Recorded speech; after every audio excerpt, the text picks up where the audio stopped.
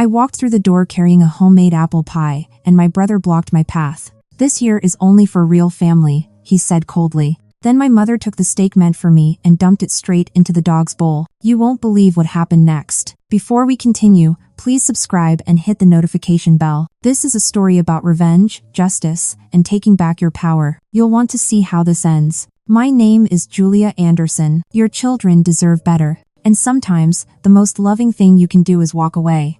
3 years ago, I walked away from a dinner table with my daughter's hand in mine, not knowing what the future would hold. Today, I'm standing in my own home, watching my daughter thrive, building a career I love, surrounded by people who genuinely care about me. I walked away, and I found myself. If you're in a situation like mine was, I hope you find the courage to do the same. You're not destroying your family. You're saving yourself. It won't be easy. People will judge you. They'll call you heartless or ungrateful. They'll tell you that family is forever, that you should forgive and forget. But those people haven't walked in your shoes. They haven't sacrificed their futures for people who saw them as nothing more than ATMs. They haven't watched their children be humiliated by people who should love them. You have. And you deserve better. I'm 32 years old, and I work as a senior financial consultant in downtown Chicago. I specialize in portfolio management and corporate restructuring, which means I know exactly how money moves and how to make it stop moving. That knowledge would become my greatest weapon. It was Father's Day weekend, and I'd flown in from Chicago to Scottsdale, Arizona for the annual family dinner. I'd spent 3 hours the night before baking my dad's favorite apple pie from scratch, the one with the lattice crust and cinnamon sugar that he always raved about. The rental car's air conditioning struggled against the Arizona heat as I drove through the upscale neighborhoods toward my parents' house. They lived in a gated community called Desert Springs, the kind of place with perfectly manicured lawns and identical Mediterranean-style homes. "What are you doing here?" I stopped, confused, the pie still warm in my hands. "What do you mean?" "It's Father's Day. Dad invited me." Marcus set down his grilling tongs and crossed his arms. "This year, we decided to keep it immediate family only. You know, people who actually live nearby and contribute to this family." The words hit me like a slap. I looked at my mother, waiting for her to correct him, to tell him he was being ridiculous. I grabbed the pie and my overnight bag, locked the car, and walked across the driveway. The evening sun cast long shadows across the perfectly landscaped yard. I could smell mesquite smoke from the grill and hear ice clinking in glasses. Everything seemed normal, almost peaceful. That illusion shattered the moment I stepped onto the patio. Marcus looked up from the ribeye steaks he was grilling, his expression cold. "Julia," he said flatly, not even a greeting. The sound of his jaws crunching through the expensive steak filled the silence. My father didn't look up from his drink. He just stared at something in the distance, his face expressionless. I stood there holding the pie, feeling the warmth seep through the dish into my hands. 3 years of flying in for every holiday, every birthday, every family emergency. 3 years of sending money when they needed it, covering expenses they claimed were temporary hardships. 3 years of believing I was part of this family. And in 30 seconds, they'd reduced me to less than the dog. I looked at the pie in my hands, at the lattice crust I'd carefully woven, at the sugar crystals glinting in the sunset. Then I looked at Marcus, at my mother, at my father who still wouldn't meet my eyes. I set the pie down on the outdoor table, very carefully, very deliberately. Nobody said a word. I turned and walked back to my car, my footsteps echoing on the stone pavers. Behind me, I heard Marcus laugh, a sharp, cruel sound. I heard my mother say something about the pie, probably about feeding it to Duke too. I heard my father's silence, which somehow hurt more than anything else. I got in the rental car, started the engine, and backed out of the driveway. My hands were shaking on the steering wheel, but my mind was crystal clear. They wanted immediate family only? They'd get exactly what they asked for. I drove to a chain motel near the airport, the kind with flickering neon signs and hourly rates posted in the window. The room smelled like industrial cleaner and stale cigarettes, but I barely noticed. I sat on the edge of the bed and pulled out my phone. The banking app stared back at me, that familiar blue and white logo that represented years of financial entanglement. See, here's what my family didn't know. 3 years ago, when my father had his medical emergency, a heart issue that required surgery, I'd stepped in to help with the bills. The insurance covered most of it, but there were gaps, and my parents were panicking about the out-of-pocket costs. I'd offered to add them to one of my credit cards, just temporarily, to cover the medical expenses. Temporary became permanent. That credit card became a joint account. That joint account became their lifeline for everything they wanted but didn't want to pay for themselves. Over 3 years, I'd watched the charges pile up. Golf club memberships, expensive wine shipments, premium cuts of meat delivered weekly, designer dog accessories, country club fees, luxury dry cleaning. Every month, I'd transfer money to cover the balance, telling myself it was just helping family, that they'd appreciate it eventually, that this was what families did for each other. I'd been funding their lifestyle while living in a modest one-bedroom apartment in Chicago, taking the train to work, bringing lunch from home. My savings account had stopped growing. My retirement contributions had dropped. I delayed buying a car, delayed traveling, delayed my own life because I believed family came first. They'd taught me that, after all, family takes care of family. Blood is thicker than water. You never turn your back on your own. But apparently, those rules only applied to me. I opened the banking app and stared at the transaction history. Today's charges jumped out immediately. $1,200, Pine Ridge Golf Club annual membership renewal under Marcus's name. $800, premium wine delivery, 18 bottles of Bordeaux addressed to Ruth. $600, specialty meat order, 12 ribeye steaks, proof of delivery to their house. $320, Uber charges to and from the country club. $180, dry cleaning for cashmere with pet hair removal. $95, designer chew toys shaped like credit cards. Every single charge from today, the day they told me I wasn't family. My thumb hovered over the account settings. I could freeze it right now, cut them off immediately. But I wanted to see the full picture first, wanted to understand exactly how much they'd taken. I scrolled back through the months. January through May, over $40,000 in charges. $40,000 in 5 months. Golf, wine, steaks, spa treatments, home repairs they'd never mentioned, landscaping services, furniture upgrades, electronic gadgets. I'd been making the minimum payments, watching interest accrue, draining my savings to cover the overflow, and they'd been living like royalty. On my dime. While telling me I wasn't immediate family, my phone rang. The caller ID showed Grandpa Vincent. I answered on the second ring. Julia, his voice came through, gravelly but warm.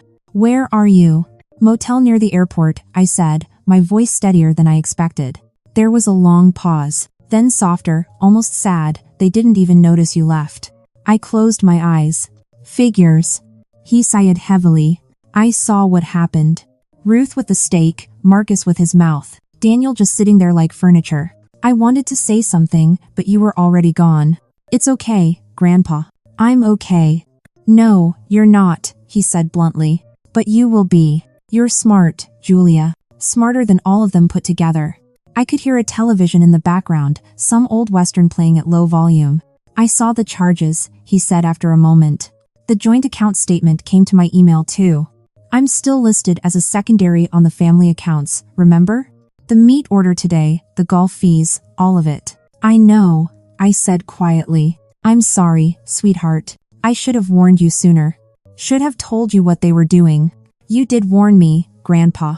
Last Christmas, remember? You pulled me aside and said I was being too generous. I didn't listen. His voice softened. What are you going to do now? I stared at the phone screen, at those glaring charges still displayed. I'm going to finish what I started, I said slowly. I'm going to freeze everything. Pull back every dollar that's mine. Let them figure out how to pay for their own steaks and golf memberships. Vincent chuckled, a rusty but genuine sound. That's my granddaughter. I'll call you tomorrow, I said. My door's always open if you need it, he replied. Come by the apartment anytime. The line went dead. I set the phone down and opened my laptop. Time to get to work. First, I called my best friend Kennedy. She picked up on the first ring, her face appearing on the video call screen. Kennedy was a corporate attorney, sharp as a knife and twice as dangerous when someone crossed people she cared about. What's wrong? She asked immediately, reading my expression. I told her everything. The dinner, the steak in the dog bowl, the immediate family comment, the years of charges, the $40,000 in 5 months. She listened without interrupting, her expression growing darker with each detail. When I finished, she was quiet for a moment. Then she said, Do you have documentation of everything? Every transaction for 3 years, I confirmed. Statements, receipts, transfer records, the works. Good. Here's what you're going to do. For the next 2 hours, Kennedy walked me through the legal and financial steps. First, freeze the credit card immediately. Not just put a hold, but freeze it completely so no new charges could go through. Second, remove all authorized users from my accounts. Marcus, Ruth, Danielle, everyone except me. Third, initiate fraud disputes for any charges I hadn't personally authorized. Kennedy explained that even though they were authorized users, I could still dispute charges that exceeded reasonable expectations or that I'd never agreed to. Fourth, document everything. Screenshots, statements, a detailed timeline of when I'd offered help versus when they'd started exploiting it. Fifth, send a formal cease and desist letter to all of them, making it clear they no longer had permission to use any accounts connected to me. And sixth, the nuclear option, if they retaliated or tried to open new accounts in my name, file a police report for financial exploitation. Are you ready for this? Kennedy asked. Because once you start, there's no going back. They're going to explode. They'll call you ungrateful, selfish, a terrible daughter. They'll try to guilt you, manipulate you, maybe even threaten you. I thought about the steak in the dog bowl. I thought about my mother's cold voice saying nobody was expecting you. I thought about 3 years of sacrificing my own future for people who saw me as a wallet, not a daughter. I'm ready, I said. Kennedy smiled, fierce and proud. Let's burn it down. I started with the credit card. One tap on the freeze button, and it was done. No more golf memberships, no more wine deliveries, no more premium steaks. The account locked at 11:53 p.m., exactly 6 hours and 38 minutes after they'd fed my dinner to their dog. Then I went through every bank account, every credit line, every financial tool they'd been using. I removed Ruth as an authorized user, removed Marcus, removed Daniel, set up fraud alerts on my credit report, changed all my banking passwords and security questions. By 2 a.m., I'd severed every financial connection between us. They were on their own. I should have felt guilty. I should have felt like a terrible daughter, abandoning my family in their time of need. But all I felt was relief. Like I'd been carrying a massive weight for 3 years and had finally set it down. I slept better that night in that dingy motel room than I had in months. The next morning, I woke to 17 missed calls. 12 from my mother, 3 from Marcus, 2 from my father. There were also 34 text messages, each one more desperate and angry than the last. From Ruth, how could you do this to us? We're your family. We raised you better than this. From Marcus, you selfish bitch. You think you can just cut us off without warning? We have bills to pay. From Daniel, this is unacceptable, Julia. Call me immediately. We need to talk about this like adults. I didn't respond to any of them. Instead, I texted Kennedy. They noticed. Her reply came instantly. Good. Let them panic. Don't engage. I'm drafting the cease and desist letter now. I'll have it ready by noon. I spent the morning working remotely from a coffee shop, handling my actual job while my phone continued to buzz with increasingly frantic messages. By lunch, the texts had evolved into threats. Ruth claimed they couldn't make their mortgage payment without my help. Marcus said I was destroying the family over nothing. Daniel said he was going to cut me out of his will, as if that would somehow hurt me after what they'd done. Then came the Facebook post. My mother, always conscious of appearances, posted a vague but pointed status. Some people turn their backs on family when things get hard. Real character shows in tough times. Disappointed doesn't even begin to cover it. The post got 47 likes within an hour. Friends and extended family members started commenting, expressing sympathy for my poor mother. Several people messaged me privately, asking if everything was okay, their concern dripping with judgment. I wanted to scream. I wanted to post my own message with screenshots of every charge, every exploit, every dollar they'd taken. But Kennedy had been clear. Don't engage on social media. Don't explain. Don't justify. The people who matter will understand, and the people who don't understand don't matter. So I did something I'd never done before. I blocked my mother on Facebook. Blocked Marcus. Blocked my father. Then I went through and blocked every family member who'd liked that post or commented with sympathy. If they wanted to believe I was the villain, fine. I didn't need their approval anymore. At 2 p.m., Kennedy sent me the cease and desist letter. It was beautifully written, cold and professional, and absolutely devastating. It detailed every unauthorized charge, cited specific laws about financial exploitation, and made it crystal clear that any further attempts to use my credit, my name, or my financial information would result in criminal charges. I had it notarized and sent via certified mail to all 3 of them. Then I waited. The response came faster than expected. That evening, my phone rang from an unknown number. I almost didn't answer, but something made me pick up. Julia, it was Marcus, his voice tight with barely controlled rage. You sent us a legal threat? Are you insane? It's a cease and desist letter, I corrected calmly. And yes, I sent it to protect myself from further financial exploitation. Exploitation? He practically spit the word. We're your family. You offered to help us. I offered to help with medical bills 3 years ago, I said evenly. I didn't offer to fund your country club lifestyle indefinitely. You've charged over $40,000 in the last 5 months alone. That wasn't helping. That was stealing. There was a stunned silence. Then Marcus said, his voice low and dangerous, "You're going to regret this." Is that a threat? I asked, hitting the record button on my phone, because my attorney will be very interested in any threats you make. The line went dead. I immediately forwarded the recording to Kennedy with a note. He just threatened me. Her response, perfect. Save everything. We might need it. Over the next week, things escalated. My mother left voicemails crying, begging me to reconsider, saying I was tearing the family apart.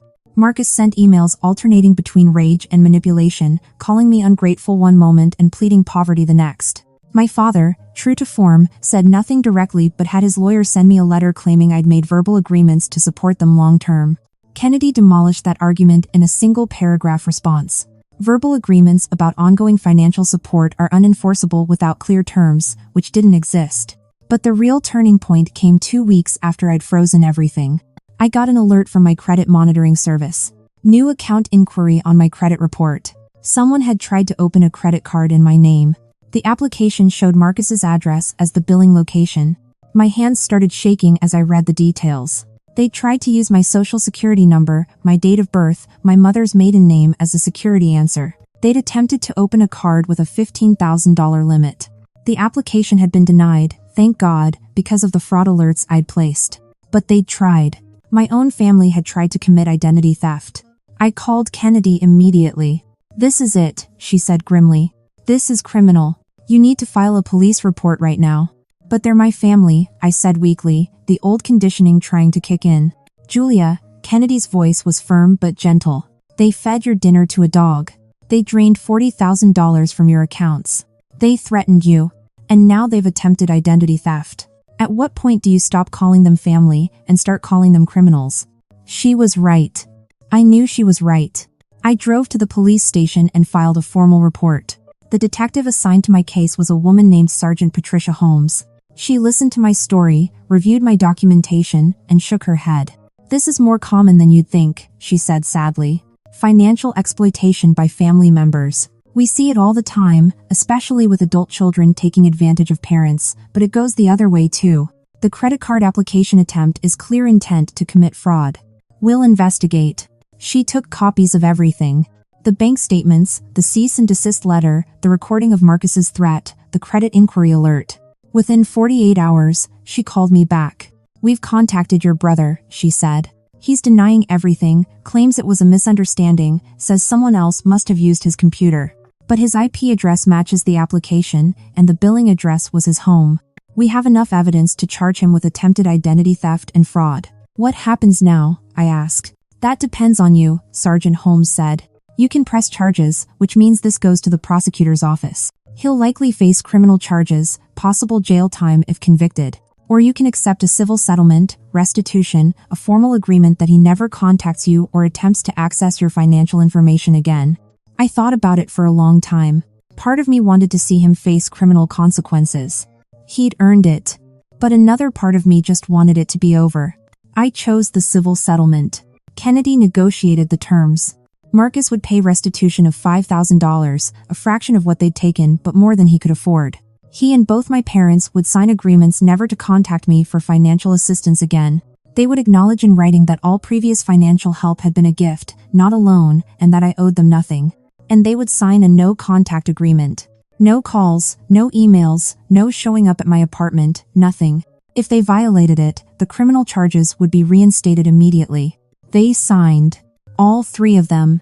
My mother's signature was shaky, my father's was angry and bold, Marcus's was barely legible. But they signed. I thought that would be the end of it. I was wrong.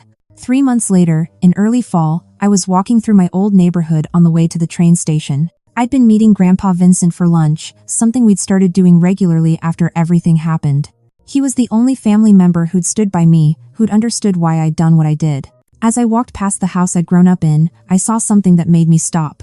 A foreclosure sign, bright red and impossible to miss, staked into the front lawn. Auction scheduled November 15th. The grass had gone brown and shaggy, uncut for months. The paint was peeling on the shutters. The place looked abandoned. I stood on the sidewalk and stared. On the mailbox, there was a notice from the state. Marcus's LLC, the property investment company he'd been so proud of, officially dissolved. No assets, no liabilities, no future. Just gone. My phone buzzed. It was Kennedy. "Did you see?" "See what?" I asked, though I had a feeling I knew. "Check your email. Legal update on the settlement." I pulled up my email. The restitution payment from Marcus had bounced. Insufficient funds. His account had been closed by the bank. Kennedy's follow-up note explained the rest. According to public records, Marcus had filed for bankruptcy. The golf club membership he'd been so desperate to maintain had been his attempt to network with potential investors. None of them had panned out. His real estate ventures had collapsed when the market shifted. Without my financial backing, he'd been exposed as someone living far beyond his means. The house was going into foreclosure because my parents couldn't make the mortgage payments without the money I'd been funneling to them. Daniel had taken early retirement, expecting to coast on my support. Ruth had been spending faster than his pension could cover. The whole carefully constructed facade had come crashing down the moment I'd stepped away. I should have felt triumphant. I should have felt vindicated. But mostly, I just felt sad. Sad for what could have been if they'd just treated me like family instead of an ATM. Sad for the relationships that could have existed but never would. Sad for the years I'd wasted trying to earn love from people who only valued my bank account. That evening, I went back to my apartment overlooking the Chicago River. It was a modest place, one bedroom, but it was mine. Paid for with money I'd earned, decorated the way I wanted, filled with things that brought me joy. I opened my journal and wrote, "Portfolio rebalanced. Position 0. I underlined it twice. No joint accounts. No shared credit lines. No financial entanglements. My credit score had recovered. My savings account was growing again. I'd booked a trip to Iceland for next spring, something I'd always wanted to do but could never afford. I was living my life for me, finally. Grandpa Vincent had sent me a package earlier that week. I'd opened it that morning. Inside was Duke's old feeding bowl, the stainless steel dish my mother had dumped my steak into. Vincent's note said, "He doesn't need this anymore. Thought you should have it as a reminder." I'd put the bowl in the back of a cabinet, not as a trophy but as a reminder. A reminder that family isn't about blood or obligation. Real family doesn't feed your dinner to the dog and tell you you're not wanted. Real family doesn't drain your bank account while calling it love. Real family doesn't threaten you when you set boundaries. I'd spent 32 years believing that family meant sacrifice, that love meant giving until it hurt, that loyalty meant accepting any treatment because blood is thicker than water. But I'd learned the full saying. The blood of the covenant is thicker than the water of the womb. The family you choose, the people who stand by you, who respect you, who value you for who you are not what you can give them, those are the people who matter. Kennedy was family. Grandpa Vincent was family. My coworkers who'd supported me through this mess were family. Ruth, Daniel, and Marcus? They were just people I used to know. People who taught me an expensive but valuable lesson. I closed my journal and looked out at the city lights reflecting off the river. My phone buzzed one more time. A text from Kennedy. "Dinner tomorrow? My treat. We're celebrating your freedom." I smiled and typed back, "Absolutely." And just like that, I realized I was happy. Not happy that my birth family had imploded, though they'd brought that on themselves. But happy that I'd found the strength to walk away. Happy that I'd valued myself enough to set boundaries. Happy that I'd chosen my own well-being over their expectations. 3 months ago, I'd walked into that Father's Day dinner expecting family. Instead, I'd found clarity. Clarity about who they really were, about what I really meant to them, about what I deserved. And that clarity had set me free.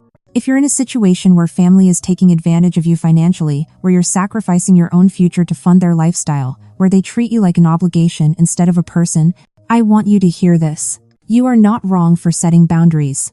You are not selfish for protecting yourself. You are not a bad person for walking away from people who only value what you can give them. Family isn't supposed to exploit you. Love isn't supposed to drain you. And if the people in your life can't understand that, then they're not your family. They're just people who happen to share your DNA.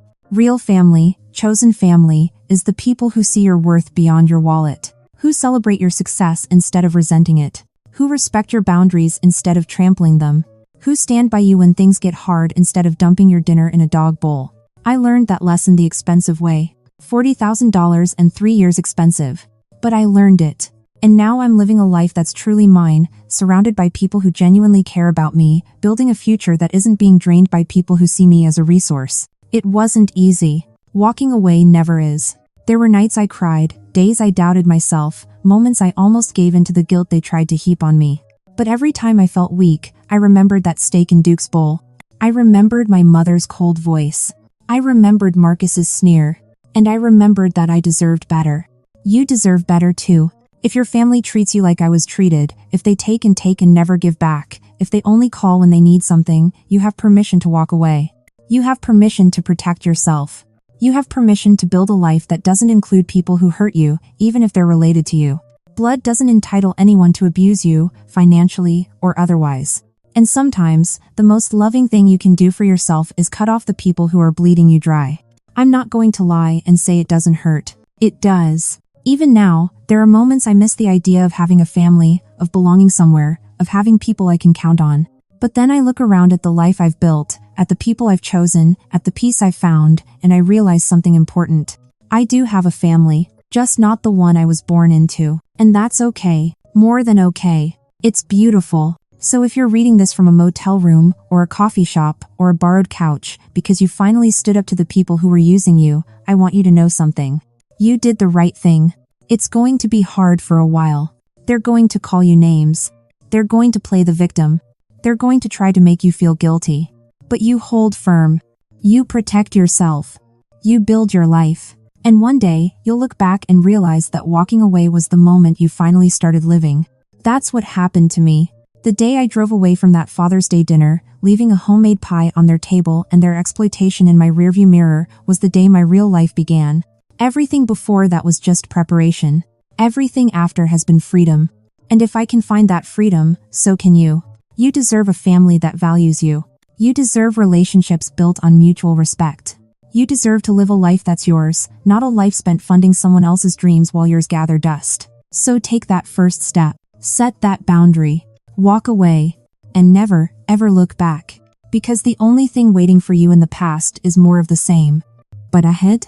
Ahead is possibility. Ahead is peace.